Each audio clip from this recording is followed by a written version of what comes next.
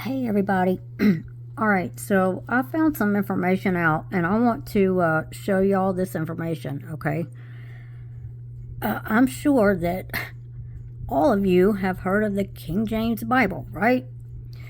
Alright, well, I stumbled across a video yesterday, wasn't even looking for it, I just stumbled across it. And it was a guy that was talking about the King James Bible was literally translated by a high-ranking Freemason.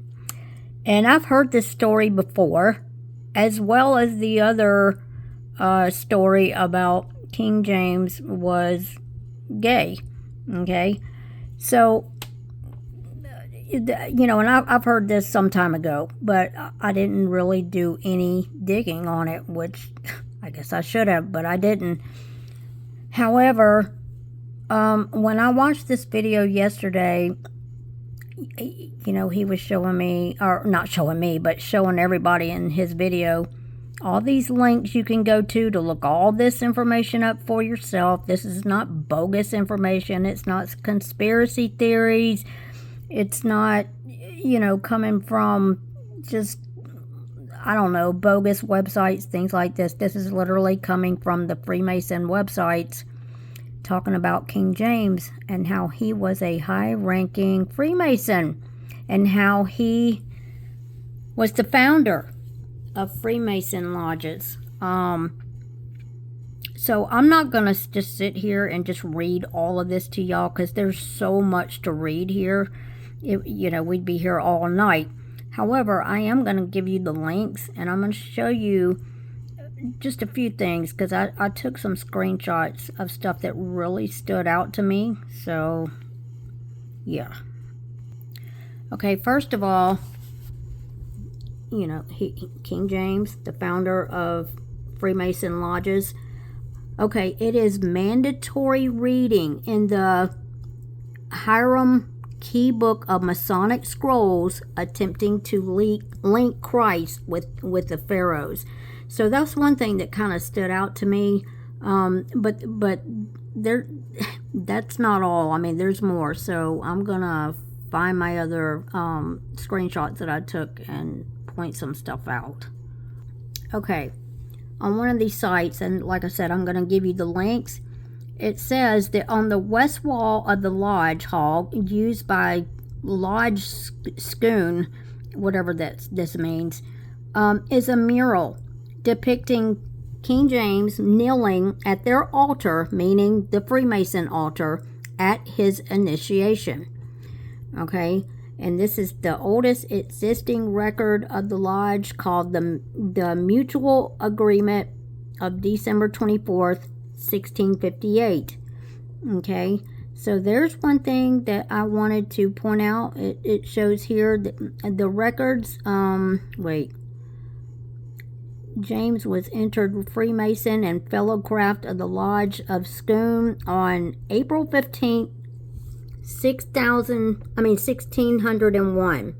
Okay, the King James Bible,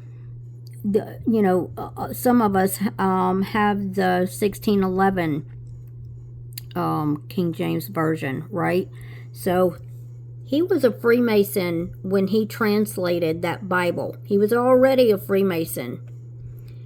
And if any of y'all know, which I'm sure most of you do, know who the Freemasons are and what they're involved in and how wicked they are and how evil they are. And Epstein, I'm not going to go into that, but y'all know what that's all about. They're involved with all of that, okay? Their rituals and stuff. And especially, when you get up to the higher degrees, you've done a lot of wicked stuff. A lot of wicked, evil stuff. And he made it all the way up to the top. And here he is translating the Bible that's pretty much in all the churches, in almost every single home, in hospitals, in places of business, you name it, in people's vehicles. They're everywhere. So You know, I made a video the other day saying that something's not right. I feel it. I feel it. And I just cannot figure this all out right now at the moment. Because I'm not saying I don't believe in God. I'm not saying that at all. But something's wrong, you guys.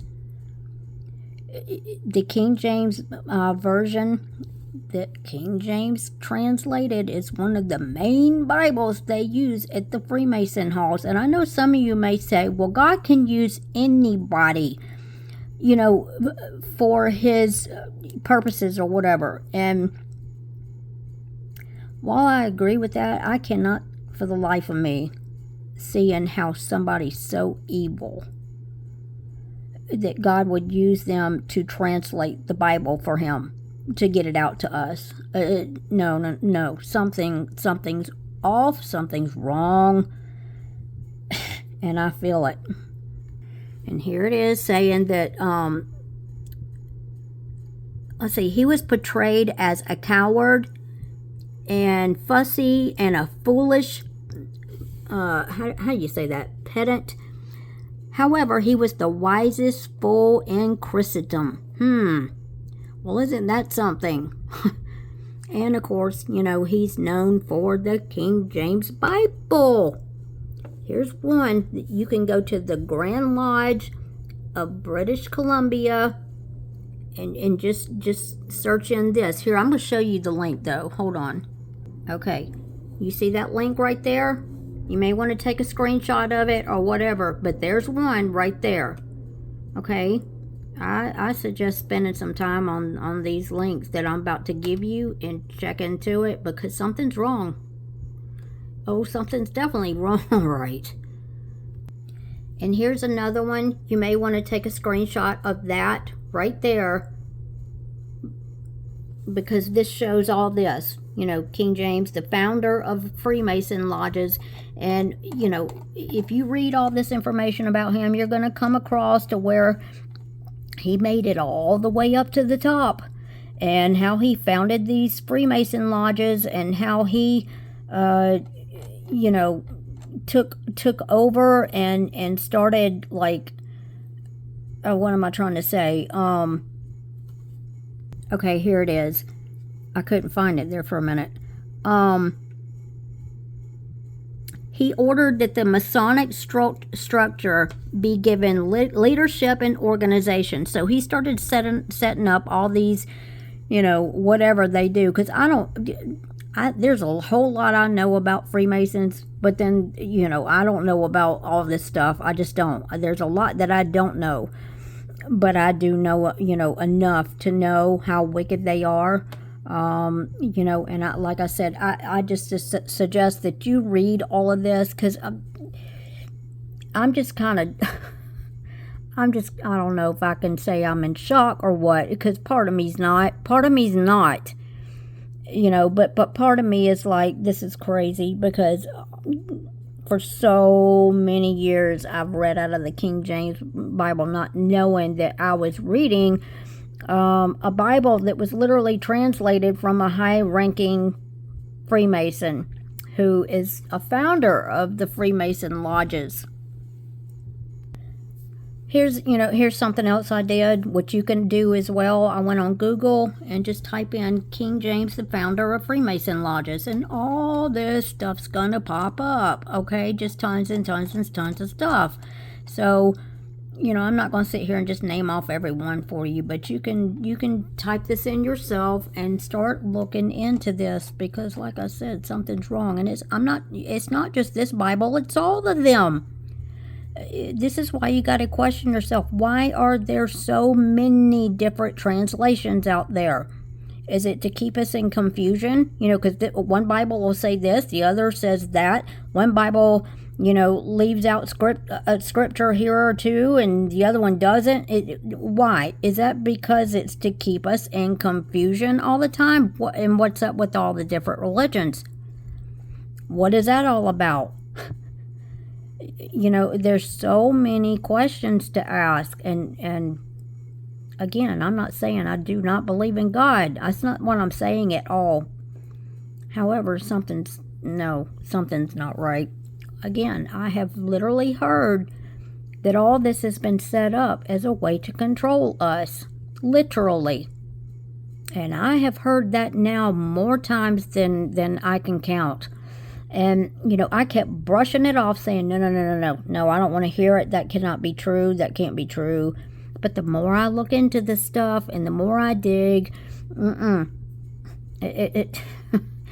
it's making me think that, you know what, that could possibly be true. All this has been set up to completely deceive us and to have us under their full control. So, if I find any more interesting stuff, I'll let you know. I mean, I really had intended to read off some more of this stuff, but I don't know. I'm just feeling just weird right now and don't really feel like reading right now. So, you can look it up yourself, though. So, all right, you guys, I'm going. Y'all take care. Be safe. I love you guys. And God bless. Bye.